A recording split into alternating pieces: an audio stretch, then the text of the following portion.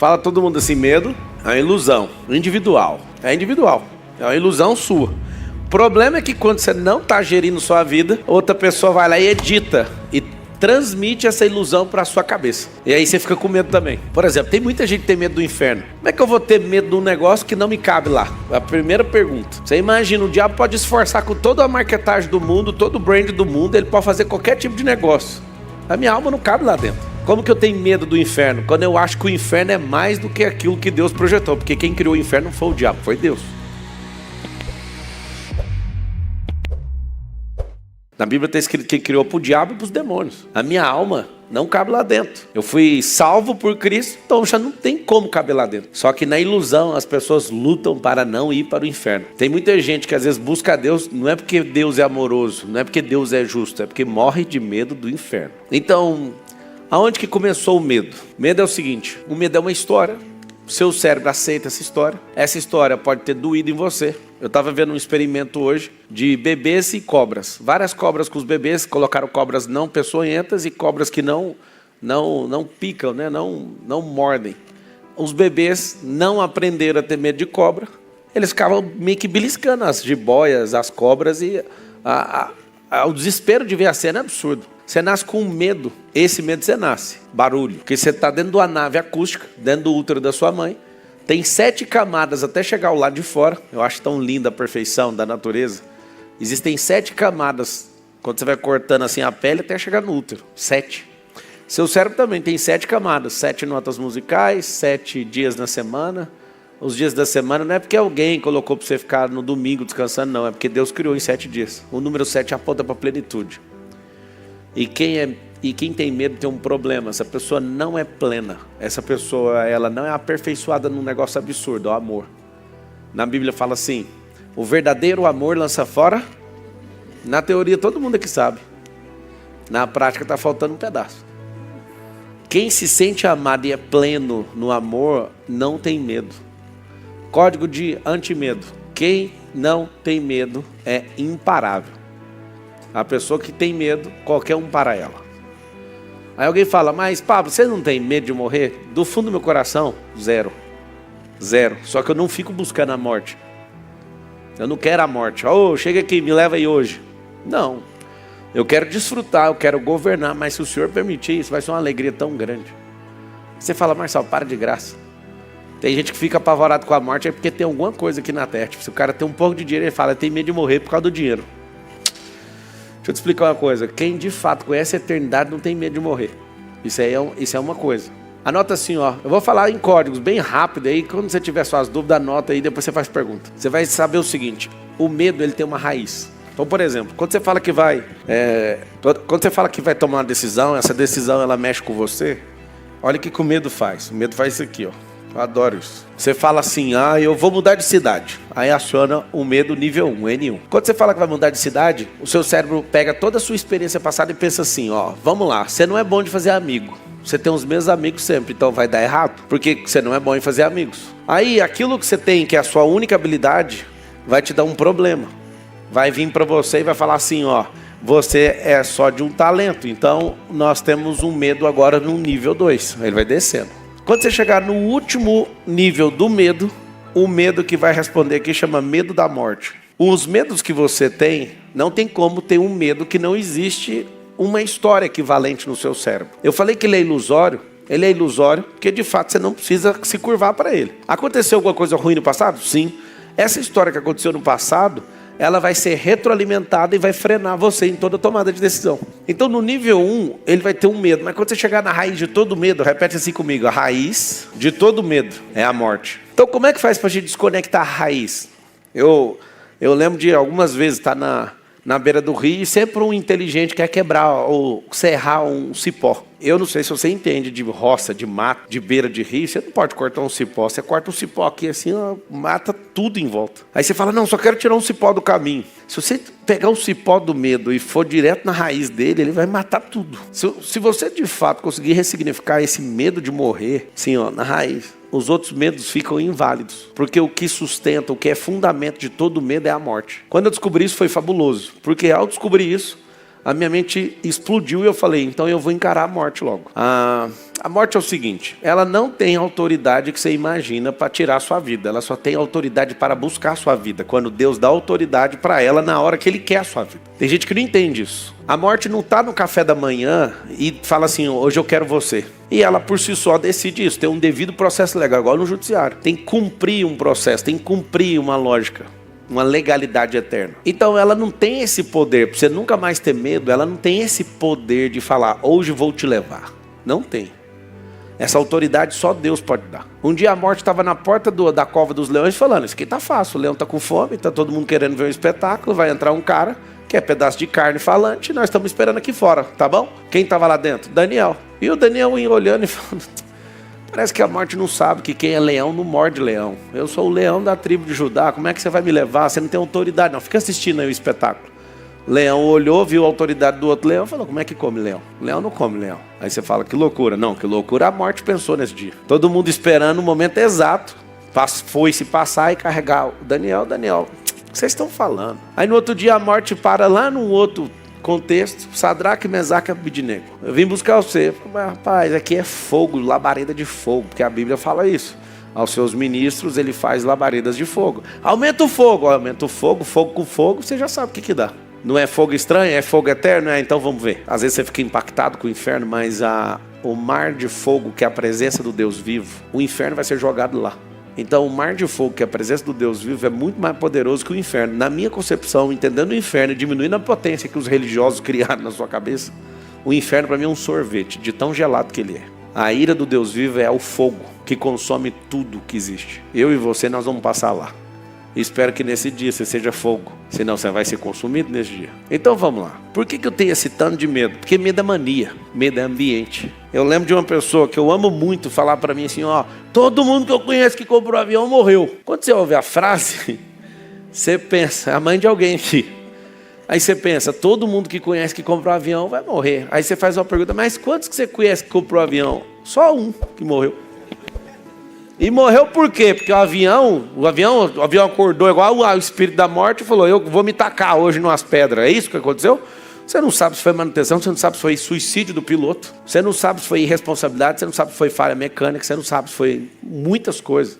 Só que a pessoa ela cria um trauma de um negócio e ela quer transmitir para o outro por download. Sabe o celular? Vocês não acham fabuloso assim você transferir uma foto para outro celular através de Bluetooth, sim ou não? Nada que alguém cria sinteticamente no aparelho celular é uma criação original, é tudo cópia sintética daquilo que é natural no cérebro humano. Nós transferimos dados através de Bluetooth uns para os outros. Acho que chama osmose, é isso? Algo parecido com isso? Deixa eu te explicar uma coisa. Ninguém cria nada, tudo é cópia da natureza. Se você conhece a eternidade, você pode peitar com a morte vai ficar esperando o celular e vai falar assim, eu vou te buscar. Você fala, claro, porque ao homem é dado o direito de uma só vida. Um dia você me busca, mas hoje não. Você não tem autoridade sobre mim. Você confiar no amor de Deus, você começa a ser aperfeiçoado nesse amor, e esse amor gera um negócio em você tão absurdo que você não afina nem para a morte. Eu fui mexer com a política, você vê o caos que foi, de gente mandando recado para mim, eu vou te matar. Então, você vai matar, vou arrumar 50 segurança, então, vamos ver. Aí o trem foi apertando, os caras falaram, nós vamos matar e vai matar seu segurança tudo. Aí arrumei um cara de fora, de guerrilha, para ficar fazendo escolta da escolta. Não ficou com medo? Nem um dia. Zero. Por que isso? Porque você está no seu propósito, eu sei que é um abuso para a mente nível 1, mas quando você está cumprindo o seu propósito, eu sei que você não vai concordar, mas está tudo bem. Pelo menos você ouviu. Um dia você dá conta de depurar isso. Quem está cumprindo plenamente o propósito é imortal. Eu não sei se você entende o que eu estou falando. Daniel ficou imortal, já expliquei o motivo. Sadraque, Mesaque, Abednego ficou. Paulo cumprindo, cobra picando, navio afundando, imortalidade. Aí você fala, agora eu te peguei, Marçal. Jesus estava cumprindo um propósito e ele morreu na cruz. Negativo. Naquele momento a morte estava lá desesperada. Esse cara não morre. Ele fala, tetelestai, está consumado. A ti eu entrego o meu espírito. Se não tiver uma entrega dele que era oferta, não tinha como a morte levar. Porque a Bíblia tem um dispositivo para a morte. O salário do pecado é a morte. Mas o dom gratuito de Deus é o quê? A vida eterna. A morte ficou apavorada. O diabo ficou apavorado. O diabo ficou esperando o cumprimento de Gênesis 3,15 a vida inteira e não conseguia ver. Porque falou assim, vai nascer um homem da barriga dessa mulher que vai pisar na sua cabeça. Ficou caçando todo mundo até o dia que ele encontrou com Jesus lá no deserto. Eu tô doidinho para chegar esse dia. Vai ser mês que vem lá em Israel. Quando a gente estiver no deserto, todo mundo estiver junto, vai ter uma surpresa fabulosa. Vou dar um spoiler. O diabo vai aparecer lá. Eu acho bom que se aparecer 10 anjos, o povo não emociona, mas com o diabo aparecendo, todo mundo assombra. Vai ser um grande dia. O diabo, ele não acreditava que era o filho de Deus, ele não acreditava que é aquele que não curvava para o pecado, aquele que não curvava para a injustiça, aquele que não desanimava, ele não acreditava que era ele. E de todo jeito tentava dissuadir Jesus. Não, me serve, não, eu vou te dar os reinos dessa terra, vou te dar tudo. Tentou Jesus na alma, no corpo e no espírito. Te provo, Mateus 4. Você está com fome? Transforma essa pedra em pão. Não, aí Jesus respondia com a palavra: nem só de pão viverá o homem, mas sim de toda a palavra que sai da boca de Deus. E aí, o diabo ia embora. Aí depois voltava. Tá vendo aqui, ó, se você se curvar, se você... Não quero saber. No final das contas, não tentarás o Senhor teu Deus. Não, somente a Deus curvarás e prestarás culto. Não quero saber. Eu responder com a palavra. E aí o diabo, não sei se você sabe, a morte não é o diabo, a morte é um espírito. No mundo físico, o medo, ele é transmitido por ambiente, é uma ilusão de um cérebro que teve algum problema com isso, e se esse cérebro tiver um nível de confiança dentro de outro cérebro, ele consegue transferir o medo para o outro. Vai ouvindo. Automaticamente, quando você não cumpre aquilo que você foi chamado, você vai ficando mais arregão, e espiritualmente eu tenho uma novidade para vocês vão ficar chateados. O medo é um espírito. Na Bíblia fala espírito de medo. Cara, agora ferrou. Eu devo ter 100 espíritos do medo dentro de mim. Só tem um espírito do medo. E por isso que o Senhor falou mais de 300 vezes como remédio: seja forte e corajoso. Seja forte e corajoso se você estiver fazendo. O que acontece? Na teoria é muito bonito o que eu estou falando. Na prática é terrível. Você tem medo de tomar decisão que você vai ficar sem seu dinheiro. Eu começo a fazer tanta coisa, eu criei tanto circuito cerebral, João, que esses circuitos cerebrais da minha cabeça, eles me dão a resposta que eu quero, porque eles são todos matemáticos e todos lógicos. Vou dar um exemplo. Toda vez que eu também tenho, né? Eu tenho que lidar com isso, que eu sou humano. Eu tenho uma parte humana, né? Toda vez que eu olho numa situação grande, eu tenho que tomar uma decisão, me dá um pavor, me dá um medo, eu gosto de brincar com isso. Eu criei um negócio há 2 anos atrás, eu estava lá nos Estados Unidos. A pessoa apavorada perto de mim para assinar um contrato de alguns milhares de dólares. E aí, foi o Nésio, né? O Nésio vira e fala: eu tô com medo. Eu falei: não fala isso para mim, não. Sério? Aí ele perguntou: mano, o que você faria no meu lugar? Aí a gente tava, ele, mais um mentorado do conselheiro, a gente respirou. Eu marcaria meu velório para amanhã. Aí o Nésio: como assim? Eu tenho uma pergunta, Nésio. Seu velório é amanhã. Você teria medo de assinar esse contrato hoje? Não. Então assina. Ele: mas você tá doido? Eu falei: você não entendeu a profundidade do que eu acabei de te dar. É um input cerebral, é um driver mental. Se você marcar seu velório para amanhã às 4, tomando uma decisão difícil, assinando um contrato pesado hoje, e amanhã, 4 horas da tarde, não tiver acontecendo um velório, você adia pro outro dia o velório. E lasca o bambu e trabalha doidado amanhã. Se no outro dia não tiver velório, trabalha doidado, para honrar aquilo que você falou que ia fazer. Resumindo, você não vai morrer e vai ter coragem de tomar qualquer decisão, porque se o velório é amanhã, ninguém é bunda mole o suficiente para não fazer isso hoje. Para quem não sabe, tem um caso concreto. Meu chefe de segurança tem um amigo que pegou um diagnóstico. Ele é policial, pegou um diagnóstico e tinha poucas semanas de vida. Sabe o que aconteceu? Ele falou: eu não vou morrer pobre, não, eu vou fazer dívida doidada. E quebrou o pau e fez dívida doidada. Foi chegando os dias de morte, não morria. Cadê o Ita? Eu gosto de perguntar pro Ita, ele deve estar caçando bomba em algum lugar aí. E ia chegando o dia da morte nada, e passou o dia da data, e a data da morte não chegava. Aí ele falou: rapaz, o que aconteceu? O cara ficou arrasado, que ele teve que pagar uma dívida insustentável na vida dele. Ele falou: já vou morrer mesmo, o que tem? Já vou morrer, por que eu vou morrer sem dever nada? Eu vou fazer tudo que eu quero. Rapaz, e o cara foi lá, ele fez uma coisa poderosa, que era fazer o que queria, só que ele, ao invés de trabalhar doidado para pagar o negócio, ele ficou desesperado que a morte não foi buscar ele. O método é: não faça esperando a morte, faça esperando o velório. Deu errado, continua lascando o bambu, cara. Agora, anota um código para você não ter medo de investir. Apostar jamais. Fala assim comigo: apostar jamais. Investir sempre. Você prefere investir no vento, na terra, em papel ou na sua cabeça? Qualquer pessoa que pergunta para mim: onde investir 10 mil reais? Eu olho e falo: posso falar assim do fundo do coração? Eu já passei essa fase. Eu achava um dia, quando eu ganhava 240 reais, que quem ganharia, né, 10 mil reais é uma pessoa absurda. Uma pessoa extremamente rica e poderosa e poderia fazer milhões de coisas. Por quê? Porque eu ganhava 240. De 240, aquele emprego lá, operando aquele som, Zé Rafael, você viu eu trabalhando lá. Você é testemunha ocular do Pablo em 2003, trabalhando no som de uma igreja. Eu ganhava 240 reais na carteira assinada.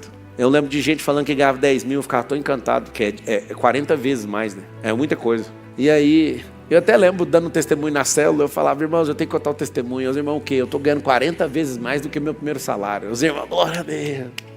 Eu não sei nem calcular quantas vezes mais hoje do primeiro salário. O que eu quero que você entenda é o seguinte, o medo, ele depende do nível que o seu cérebro está, o ambiente que você está, para onde você está indo, com quem você está indo. Aqui você tem que aprender a distinguir dois tipos de medo. Existe o medo emocional e o medo fisiológico. O fisiológico está ligado à raiz de sobrevivência. Lembra que eu falei que a raiz de todo medo é a morte? O emocional tem a ver com bloqueio e com trava e com acontecimentos anteriores. O bloqueio de sobrevivência, ele é para te manter vivo. O cérebro, infelizmente, você não prosperou como deveria até agora, porque seu cérebro não tem um código de prosperidade nele.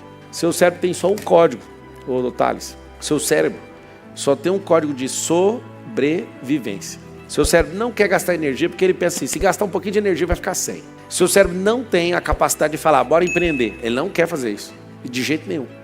Seu cérebro como governante, ele vai te empobrecer. Seu cérebro como escravo vai fazer você explodir. Quem tem que mandar? A alma.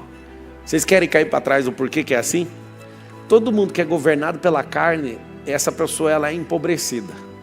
Escuta o que eu vou falar que é muito forte. Todo mundo que é governado pela carne, para quem nunca ouviu essa expressão, ser governado pela carne não é por um pedaço de pênis ou um pedaço de vagina. A carne não é a genitália, a carne é o cérebro. Quem é governado por alma? Olha o que acontece com a pessoa que é governada por alma. Ela subjuga a carne, ela subjuga esse barrinho falante. Vou te dar um exemplo. Sua alma não tem medo de velocidade, porque ela nasceu voando lá na eternidade. Veio de outra dimensão. Sua alma não tem problema com altura. Sua alma não tem problema com dinheiro, com riqueza. Zero problema com isso. Quem que tem problema com isso tudo? Seu cérebro. Se seu cérebro não aceitar a adaptação à velocidade, ele vai ter medo de velocidade. Tem gente aqui que tem medo, por exemplo, de avião? Levanta a mão. Tem gente que tem medo de avião?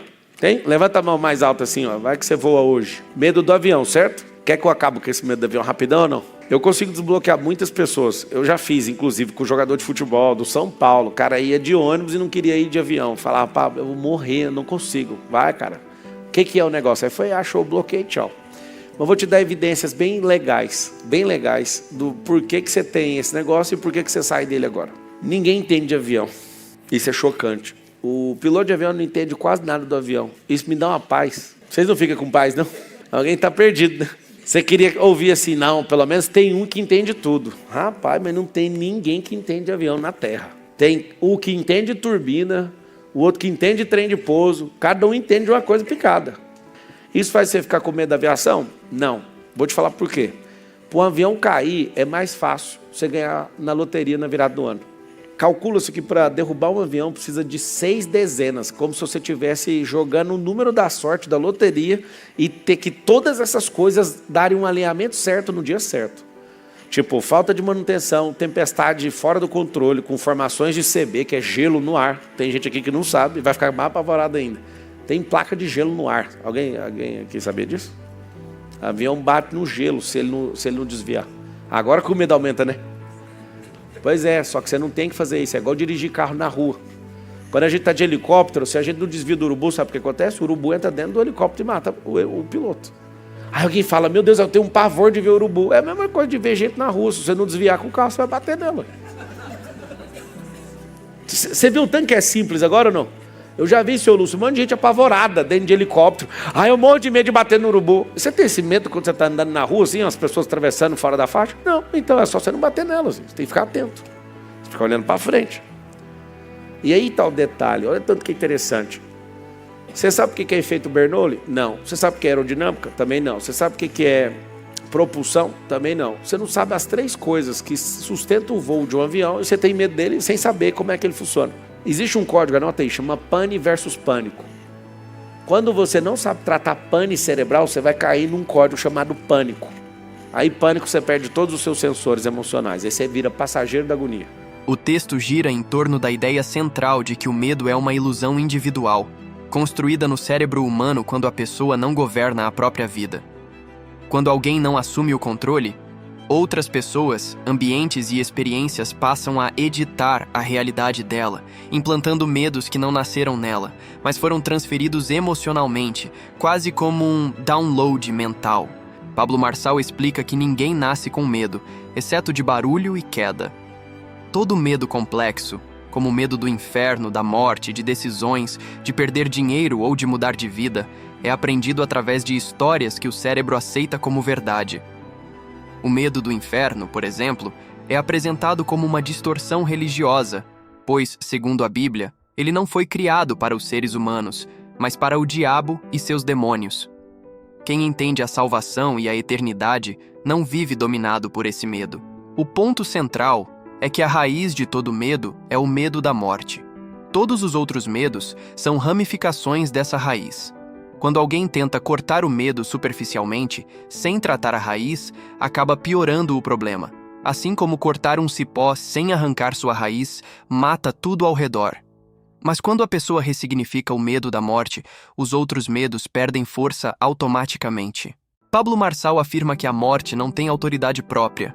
Ela só age quando Deus permite. Isso quebra a ideia de que a morte decide quando alguém vai morrer. Exemplos bíblicos como Daniel na cova dos leões e Sadraque, Mesaque e Abednego na fornalha mostram que quem está alinhado com o propósito não é dominado pelo medo, porque entende a autoridade espiritual e vive acima da ilusão da morte. Outro ponto forte do texto é a diferença entre medo emocional e medo fisiológico. O medo fisiológico existe para preservar a vida. Já o medo emocional é criado por traumas, experiências passadas e ambientes contaminados. Esse medo paralisa decisões, bloqueia crescimento e impede prosperidade. Segundo Pablo Marçal, o cérebro humano opera prioritariamente em modo sobrevivência, não em modo prosperidade. O cérebro quer poupar energia, evitar riscos e manter a pessoa pequena. Por isso, se o indivíduo for governado pelo cérebro, a carne, ele será empobrecido. Já quem é governado pela alma subjuga o cérebro e rompe limites. A alma não tem medo de dinheiro, de velocidade, de altura ou de crescimento. Quem tem medo é o cérebro. O texto também aborda como o medo é transmitido pelo ambiente, por histórias isoladas que viram verdades absolutas. Um exemplo é o medo de avião, criado por narrativas traumáticas, mesmo sendo estatisticamente um dos meios mais seguros de transporte. O medo nasce da ignorância sobre como as coisas funcionam. Quando a pessoa entende o funcionamento, o pânico perde força. Pablo Marçal apresenta ainda o conceito de pane versus pânico. Quando a pessoa não sabe interpretar uma situação, pane, ela entra em pânico, perde clareza emocional e se torna passageira da própria angústia. Conhecimento gera segurança, ignorância gera medo. Por fim, o texto ensina que quem vive no propósito perde o medo, porque entende que a vida não está à mercê do acaso. O verdadeiro antídoto contra o medo é o amor aperfeiçoado, a consciência espiritual, o alinhamento com o propósito e a decisão de governar a própria mente. O medo não some porque a realidade mudou, mas porque a pessoa mudou de nível de consciência. A mensagem final é direta. Medo não é sinal de perigo real, é sinal de falta de governo interior. Quem governa a própria mente deixa de ser refém do pânico e passa a tomar decisões com clareza, coragem e maturidade.